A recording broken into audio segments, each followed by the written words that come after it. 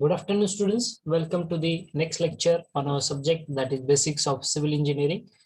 In our previous session, we have started with the introduction of roads. What are the roads? What are the functions? What are the requirements if you want to construct a road? And after that, we have gone through the classification of the roads or the highways with respect to your Indian Road Congress, that is your IRC. Which categories we have discussed in our previous session? Can anybody give me the answer? Which are the main types or the main classes of the roads as per the our Indian Road Congress IRC classification? National highway, Hmm? state highway, major district, village Good. National highways, state highways, your highways, major major district road. district roads, and village roads. Okay, good. Village highway. Good. So we have gone through the definition of all this, and after that we have started with the part that is cross section of the road. So basically there are two cross sections of the road that we know. First one we called it as roads which are in embankment, and the second one we called it as roads which are in cutting. So definition we have discussed. What is roads which are in embankment? So normally these roads are somewhat raised, and these are going to be filled with the compacted soil or rock based soil. Why they are going to do this? Just to avoid the change in the level. We have to maintain the level of the road.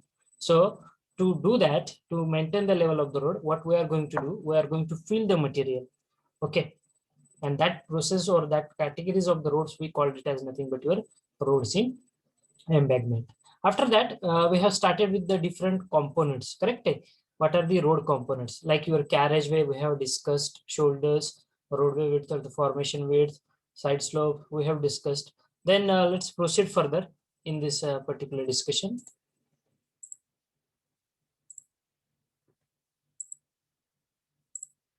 Have you drawn the diagram in your notebook? If not, take the picture. Yes, take the picture in your mobile and then you can copy it in your notebook.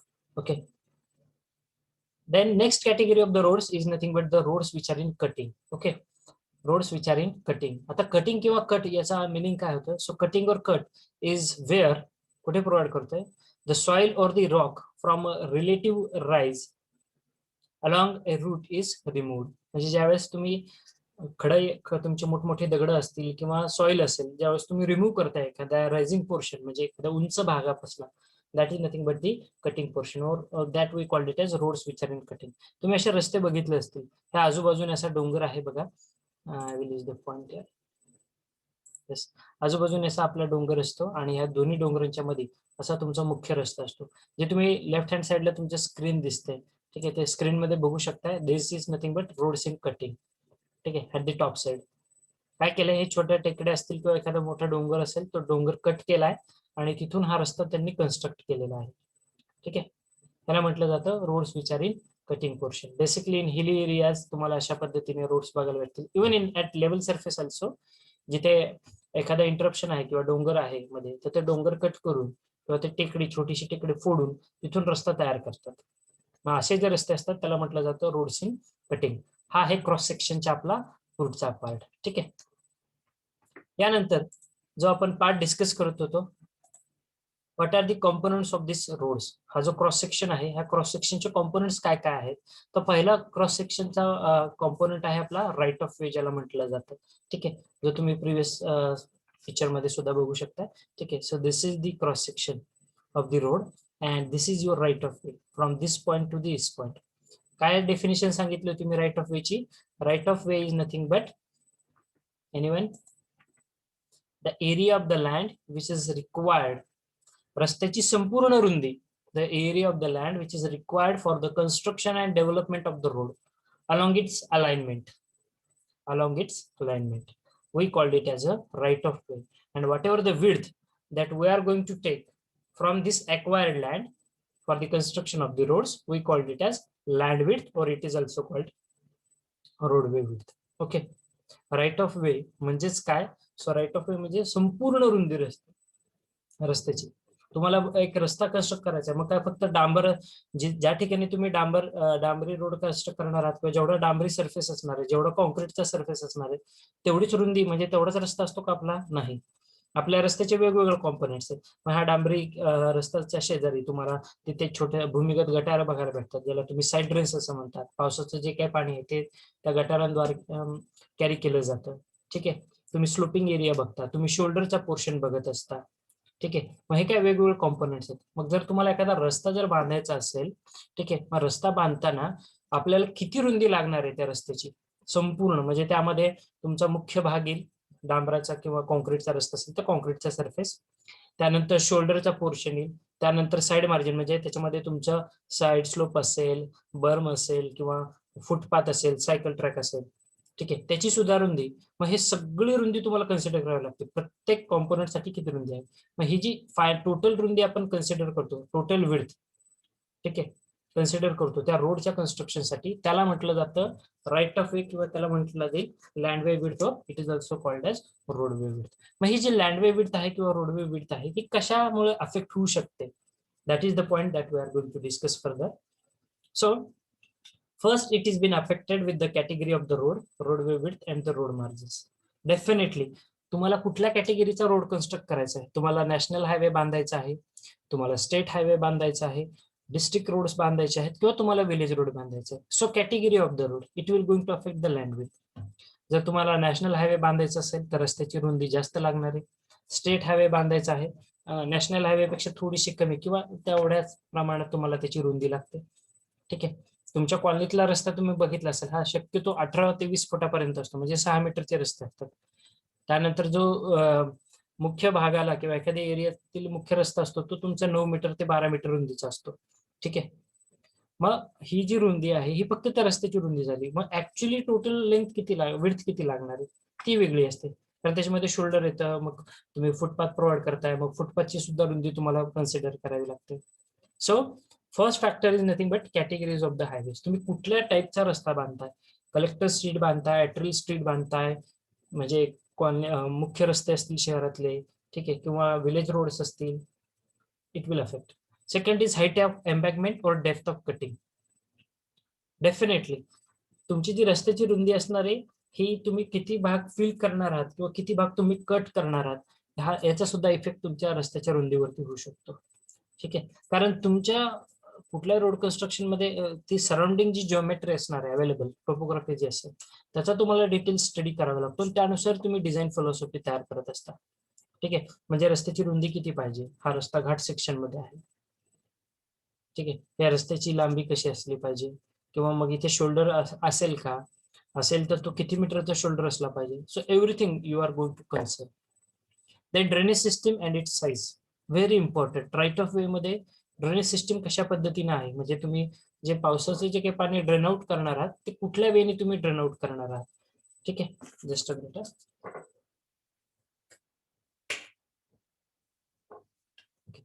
So in which way you are going to drain out the surface water which is coming on that road surface. Okay, that is again very important. Side distance on the horizontal curve. आता या शब्दाचा अर्थ काय होतो, side distance on the horizontal curve. त्यासाठी मी previous image तुम्हाला दाखवतो. ठीक आहे. आता हेच तुम्ही इमेज बघताय. इमेज मध्ये तुम्हाला दिसतंय एखादी गाडी अशी येते ह्या ट्रॅकवरनं बोलते, इथे बघतो तुम्ही हा कर्व पोर्शन आहे, म्हणजे वळणाचा हा रस्ता आहे तुमचा, बरोबर आहे, घाट सेक्शन मधला. मग ज्यावेळेस गाडी इथून टर्न करते, see the left hand side at the top. ठीक आहे. छोटीशी डायग्राम आहे आपली एम्बॅकमेंटची, तिथे तुम्ही बघा अशा पद्धतीने मी पॉइंटर स्क्रोल करतो. ठीक आहे. गाडी जर या पोझिशनला असेल आणि गाडी अशी टर्न घेते, ठीक आहे, गाडी वळते, मग ही टर्न घेत असताना त्या गाडीमध्ये जो कोणी ड्रायव्हर असेल त्याला समोरून येणारी गाडी किती डिस्टन्स वरती दिसू शकते, side distance at the horizontal curve याला म्हटलं जाईल. ठीक आहे. म्हणजे घाट सेक्शन मध्ये तुम्हाला इमॅजिनेशन झाली पाहिजे, हा समोरून येणारी गाडी ही इतक्या डिस्टन्स वरती येते बरं का. ठीक आहे. So side distance on the horizontal curves. Right of way, रस्त्याची रुंदी ही त्या फॅक्टरवरती एक महत्वाचा फॅक्टर आहे हा तुमच्या डिझाईन मधला. ठीक आहे. आपल्या हायवे इंजिनिअरिंग मध्ये जे सिव्हिलचे स्टुडंट्स असतील त्यांना हा पार्ट इन डिटेल आहे. पुढे हायवे इंजिनिअरिंग सब्जेक्ट असतो 3rd इयर मध्ये, त्यामध्ये हा तुम्हाला परत लक्षात येईल. आता सोपं लक्षात ठेवायचं आहे, ज्यावेळेस घाट सेक्शन मधून गाडी जाते किंवा एखाद्या वळणावरती तुम्ही गाडीचा वळण असेल रोडवरती, ठीक आहे, तर त्या कर्व पोर्शन मध्ये तुम्हाला एखादी समोरून येणारी गाडी किती डिस्टन्स वरती दिसते. ठीक आहे. त्यानंतर आहे reserve land for the future widening. रस्त्याची रुंदी किती ठरवायची, तर ती भविष्यामध्ये किती एक्सटेंड होणार आहे, हा एक महत्वाचा फॅक्टर. तुम्ही आता बघितलं असेल आपल्या गावामध्ये किंवा आपल्या शहरांमध्ये रस्त्यांचं रुंदीकरण करण्यात येतं. मग हे आधीच प्री डिसाइडेड असतात गोष्टी, की बाबा हा रस्ता 50 मीटर आहे, सध्या त्यांनी फक्त 30 मीटर कन्स्ट्रक्ट केलेला असतो, 20 मीटर हा परत राहिलेला असतो, आणि दुर्दैवाने आपण त्याच जागेवरती आक्रमण करतोय. ठीक आहे, तुम्ही ज्या काही इन्सिडेन्सेस ऐकले असतील की बाबा रस्ता रुंदीकरणामध्ये घर झालंय कोणाचं किंवा गेलंय, ते काय होतं, काही लोक मुद्दामहून सरकारी जमिनीवर कब्जा करतात आणि काही लोकांची जागा त्या रस्त्याच्या रुंदीकरणामध्ये जातात, ज्या त्यांच्या मूळ मालकीच्या असतात. मग अशा लोकांना सरकारतर्फे मोबदला देण्यात येतो त्या जागेच्या बदल्यामध्ये, जर एखाद्या व्यक्तीची जर जागा जात असेल तर त्या. But if it is illegal, जर तुम्ही कब्जा केलेला असेल आणि उगाच अतिक्रमण केलंय, तर मात्र त्या केसमध्ये तुम्हाला कुठल्याही प्रकारचा मोबदला मिळत नाही, तुम्हाला तिथून बाजूला व्हावं लागतं. ठीक आहे, so right of way. Any doubt in this? समजलंय नेमकं काय असतं रस्त्याची संपूर्ण रुंदी? कुठल्या कुठल्या गोष्टी बघतो आपण या रस्त्याच्या संपूर्ण रुंदीमध्ये? कोणी रिपीट करू शकते?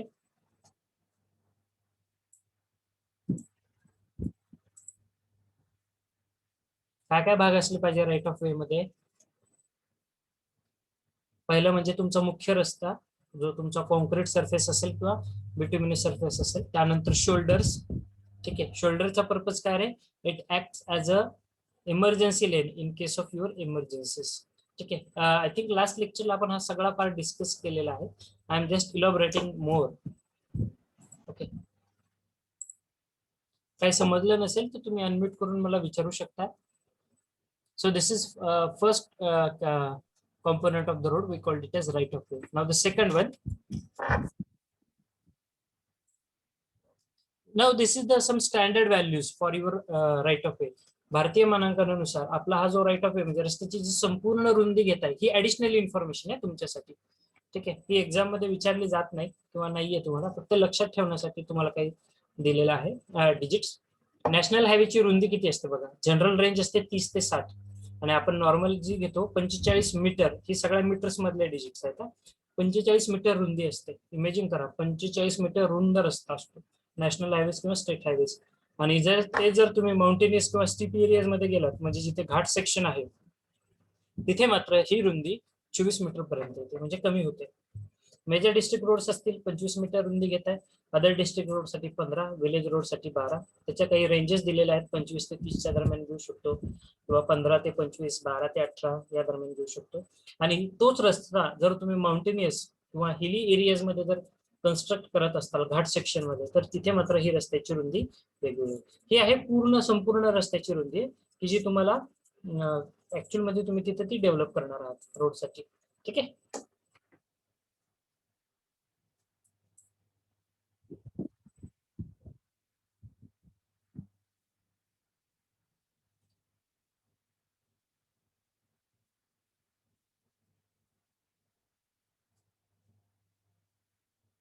यानंतरचा जो नेक्स्ट पार्ट आहे, ठीक आहे, तो आहे सगळ्यात महत्वाचा तुमचा मेन कॅरेज वे. ठीक आहे, जो तुम्ही रोडवे बघितलं जातं तुमच्या प्रिव्हियस पिक्चर मध्ये दाखवतो मी तुम्हाला. ही आहे तुमची roadway width from this point to this point. What does it includes? It includes your carriage way plus shoulders. यापूर्वी आपण कुठला पाहिला रोड पार्टचा पाहिला होता? लोन रोड लँड विड्थ, म्हणजे याला राईट ऑफ वे असं म्हटलं जातं, रस्त्याची संपूर्ण रुंदी. आता आपण सेकंड कॉम्पोनंट डिस्कस करणार आहोत, रोडवे विड्थ, ज्याला फॉर्मेशन विड्थ असं म्हटलं जातं. त्याचा मिनिंग काय होतं? Roadway width is nothing but combination of your carriage way plus shoulders on the both side. Okay, त्याबद्दल आता इन्फॉर्मेशन घेऊया. सो हे जे रोडवे विड्थ आहे, roadway width is nothing but summation of your carriage way plus your shoulders. हे त्याची simple definition तुम्ही सांगू शकता. मग भारतीय मानांकनानुसार ऍज पर आवर IRC, त्या रोडवे विड्थ जो म्हणजे रस्त्याचा जो मुख्य भाग आहे त्याचा जोडून जो शोल्डर असतो, किती रुंदी घेतली जाते? तर नॅशनल हायवे जर सिंगल लेन किंवा 2 लेन रोड असेल तर यासाठी 12 मीटर्स आहे ती. माउंटेनियस आणि स्टीप एरियाज मध्ये ती 6.25 आणि 8.80 आहे. ठीक आहे, major district roads single lane आणि 2 lane roads 9 meter. Mountainous region साठी ती 4.75 आहे. अदर डिस्ट्रिक्ट रोड साठी 7.5, विलेज रोड साठी सिंगल लेन साठी 7.5 मीटर्स. ठीक आहे, आता सिंगल लेन 2 लेन या शब्दांचा अर्थ माहिती आहे का तुम्हाला? सिंगल लेन म्हणजे काय, 2 लेन, 4 लेन, 6 लेन, 8 लेन असं तुम्ही ऐकलं असेल ना रस्ते. सिंगल लेन रोड आहे सर, 2 लेन रोड आहे, 6 लेन रोड आहे, 6 पदरी, 8 पदरी, 10 पदरी, ऐकलंय असं काही? Do you know what does it mean? हो sir. Yes, sir. Okay, everyone knows? Yes, sir. Okay, so that I'm not going to take much time on that. Otherwise, I will explain what does meaning of the word single lane or a lane. नेमकं लेन म्हणजे काय असतं आणि हे कसं decide करतात, एका single lane किंवा 2 लेन्स. ठीक आहे, if you know then we can skip this part. Okay, next part is nothing but the carriageway. ठीक आहे, आता कॅरेज वे ज्याला पेव्हमेंट किंवा क्रस्ट पार्ट असं म्हटलं जातं रस्त्याचं. ठीक आहे, कॅरेज वे म्हणजे नेमकं काय? So just a minute, I scrolled very fast. So the part of the pavement which is constructed for the movement of your vehicle traffic, that is the portion of the road which is actually used by the vehicles for their to and fro motion.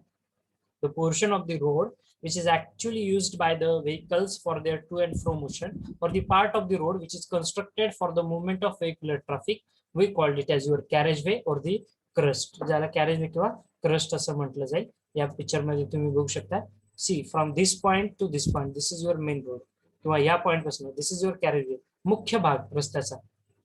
तो बिट्युमिनस surface असेल किंवा तो कॉन्क्रीटचा surface असेल. जो main portion असतो बिट्युमिनस सरफेसचा किंवा कॉन्क्रीटच्या सरफेसला, त्याला carriage वे किंवा पेव्हमेंट असं म्हटलं जातं, किंवा त्याला क्रस्ट असं सुद्धा म्हणतात. ठीक आहे, मग आता कॅरेज वेची रुंदी किती असली पाहिजे as per the IRC? For single lane it is 3.75, for 2 lane roads without the curves 7 meters, 2 lane curves without 2 lane with the curves 7.5 meters, intermediate carriageway 5.5 meters, and multi lane pavement 3.5 meter per lane. ठीक आहे, एका लेनची रुंदी ही 3.5 metre असते. आता ही 3.5च का भारतामध्ये standard लेन म्हणजे जर तुम्ही मल्टी लेन जर 2 पदरी, 6 पदरी, 8 पदरी जर रस्ते बांधत असताल तर एका लेनची रुंदी जी असते ही 3.5 मीटर घेतात. 3.5 मीटरच का घ्यायला पाहिजे, किंवा ही 3.5च का घेतात? 3.5 त्यानंतर 3.75 आहे, 5 मीटर. आपल्या गावातले जे रस्ते असतात ना तुमच्या, ते प्रधानमंत्री ग्राम सडक योजनेअंतर्गत PMGSY चे, ती तुम्हाला 5 किंवा 5.5 मीटर अशा रुंदीचे बघायला भेटतील. 3.5 मीटर का ठरवली जाते, कशावरनं ठरवलं असेल बरं 3.5 मीटर? ठीक आहे, कोणाला काही गेस, काही any information that you have regarding this? Why it is taken as only 3.5 meters? बघा, त्याचं उत्तर असं आहे की आपल्या भारतामध्ये जी सगळ्यात लॉंगेस्ट व्हेकल आहे, म्हणजे सगळ्यात मोठी व्हेकल जी म्हणतात, the width of that vehicle is taken as 2.5 meters. किती विड्थ घेतोय आपण? 2.5 मीटर्स. म्हणजे भारतामध्ये जी सगळ्यात मोठी गाडी असेल, ठीक आहे, ट्रेलर्स वगैरे तुम्ही बघितले असतील ना, त्याची जी रुंदी असते ती 2.5 मीटर असते रुंदी, बरं का. लांबी किती असू द्या, 30 मीटर, 10 मीटर, 40 मीटर, पण त्याची जी रुंदी आहे ती 2.5 मीटर असते. ठीक आहे, आपल्या भारतामध्ये मग ही 2.5 मीटर रुंदी आहे. त्यानंतर म्हणजे जर तुमची गाडी जर इथे असेल, I can show you the diagram also. I will draw a neat sketch. Just give me a minute. Okay, इकडे बघा स्क्रीनवरती हा एक रस्ता आहे तुमचा. ठीक आहे, असं मध्ये अशी डॉटेड लाईन तुम्ही बघता. Just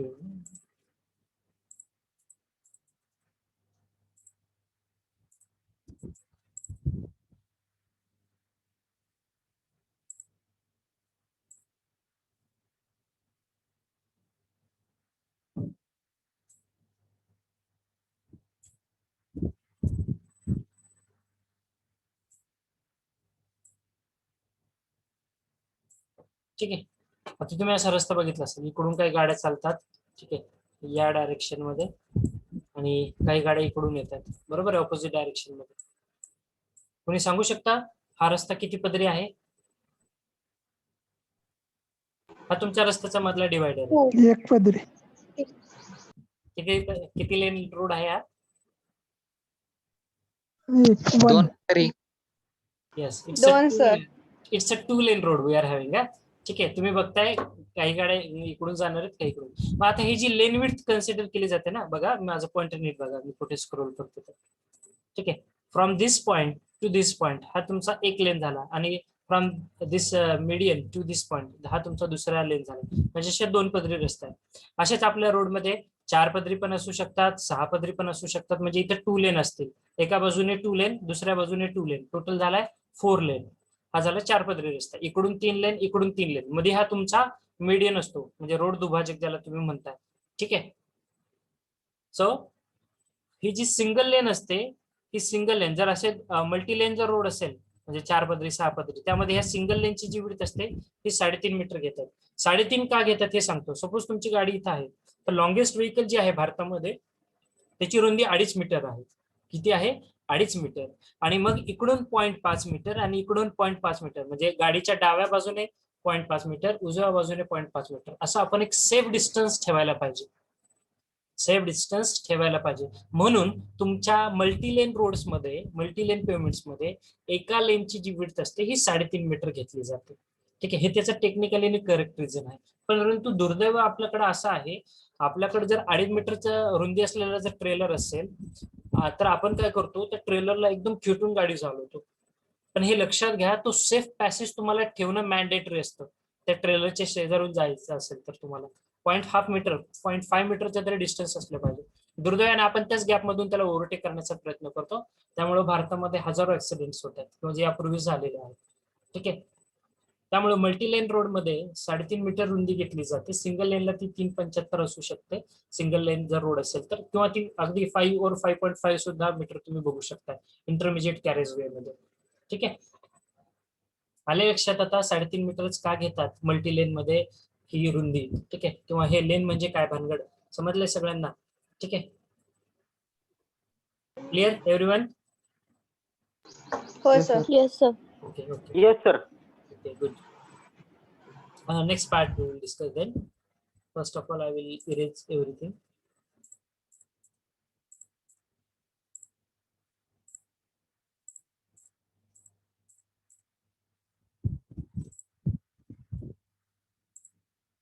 Yes, the definitions we are discussing now. The shoulder. What is the shoulder? So the portion of the roadway between the outer edges of the pavement and the edges of the top surface of the embankment, or the inner edges of the side rails, we called it as shoulder. Don't remember this technical definition. What you have to remember, the shoulder is nothing but a portion of the road which serves as a parking place for the vehicles in case of the emergency, or it is also act as a service lane for the breakdown of your vehicles. म्हणजे रस्ते ज्यावेळेस तुम्ही गाडी travel करत असताना अचानक गाडी जर तुमची बंद पडली, तर तुम्ही गाडी साईडला घेता, रोडच्या कडेला उभे करता. हा जो पोर्शन असतो ज्यावरती तुम्ही गाडी तुमची उभी करत असता, त्या पोर्शनला म्हटलं जातं तुमची शोल्डर्स.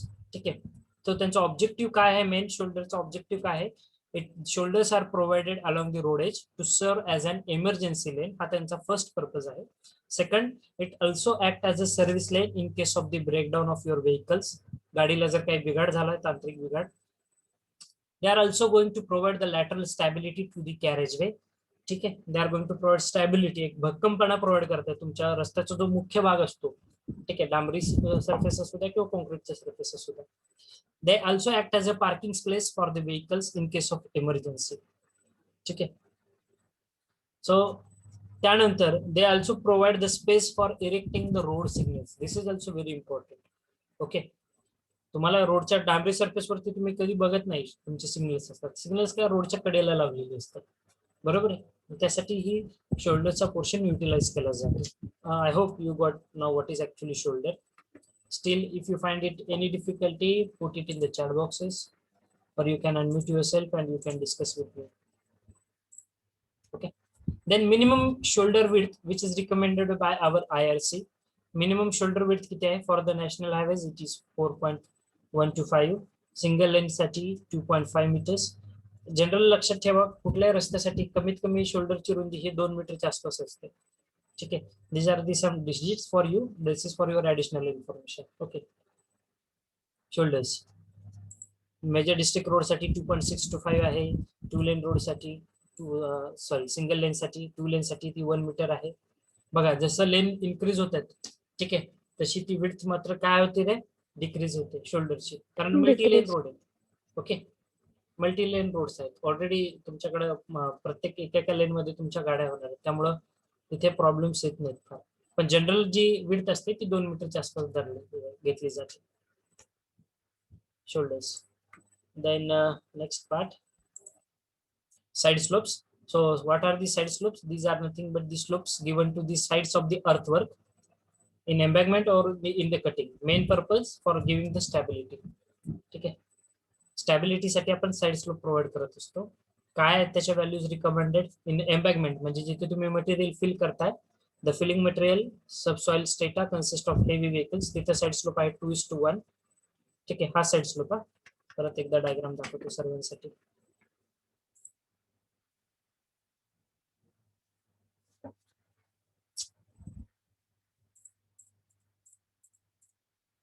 हे बघितलं, हा साइड स्लोप आहे तुमचा. ठीक आहे, this portion you called it as side slope. ठीक आहे, हा वर्टिकल पोर्शन, और here you can see the side slopes. ठीक आहे, हा तुमचा साइड स्लोप आहे. Their main purpose is to provide the stability. Okay, 2:1. त्यानंतर कटिंग मध्ये ते आहे 1:1 और 0.5:1, 1:12 या पद्धतीने घेतलं जातं.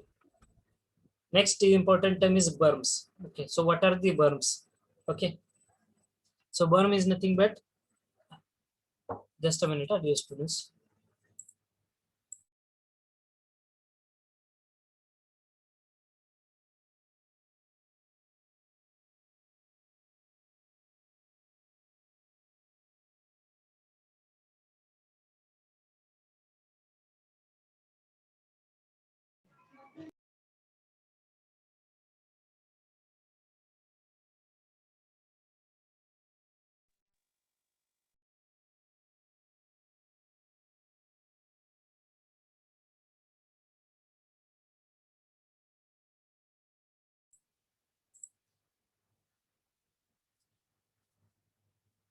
Okay, so what are the berms? Berms is nothing but the portion of the land width left between the toe of the road embankment and the inner region of the side drains. म्हणजे तुमचं जे गटार आणि रस्त्याचा जो मुख्य भाग असतो, कॅरेज वे, त्याच्यामध्ये जो छोटासा पार्ट असतो त्याला बर्म्स असं म्हटलं जातं.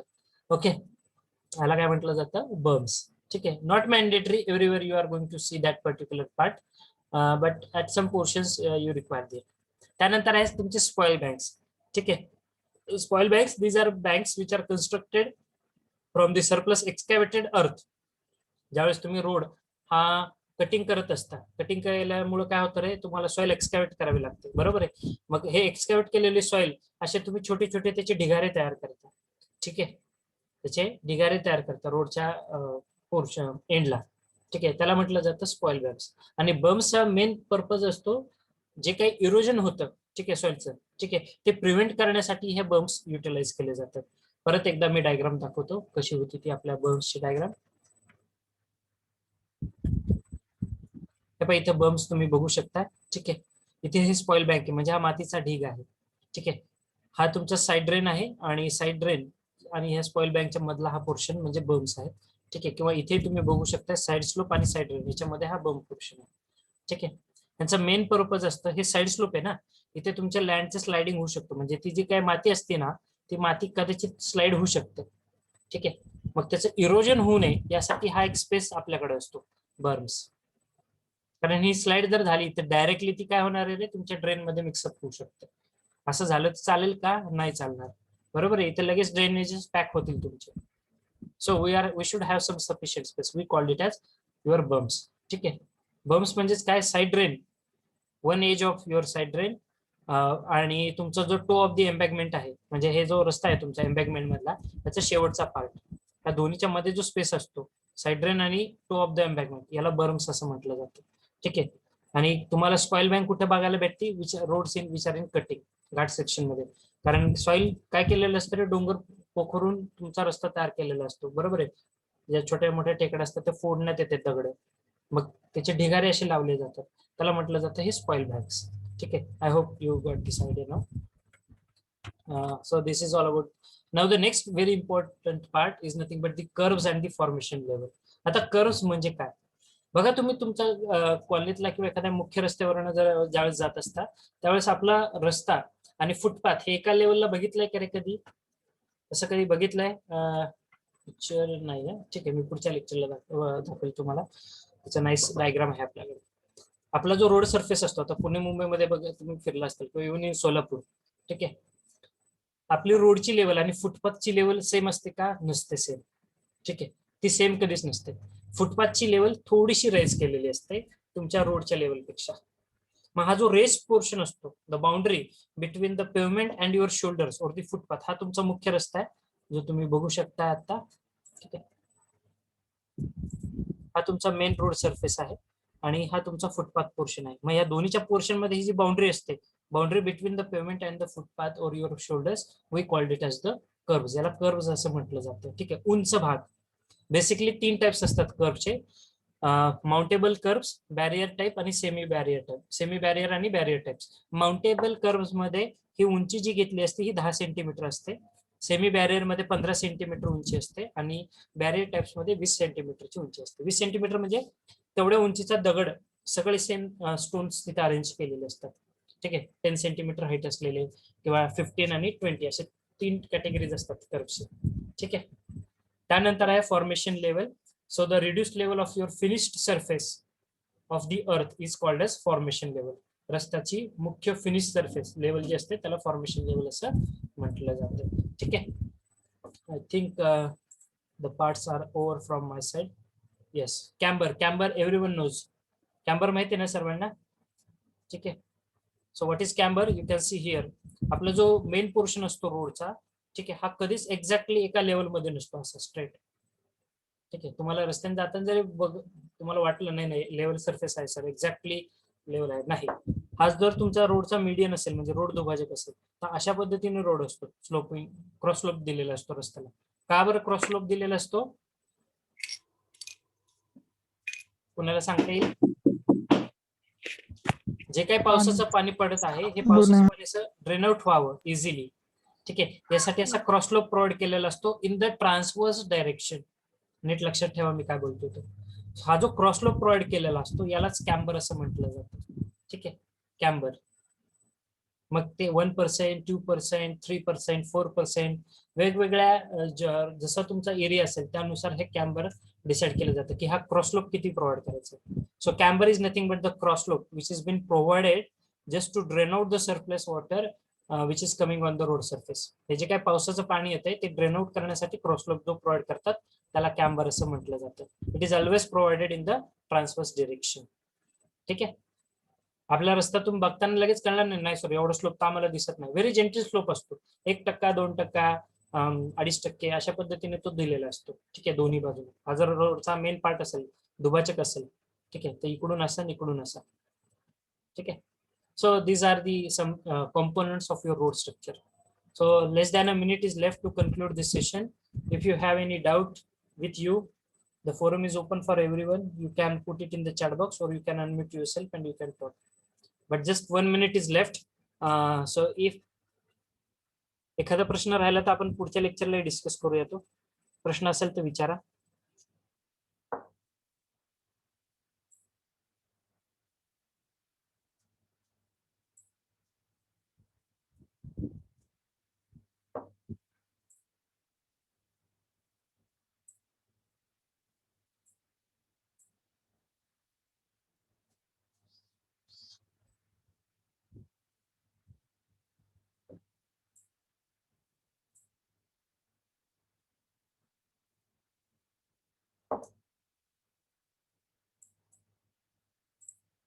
काही शंका कोणाला? Less than a minute is left to conclude this session.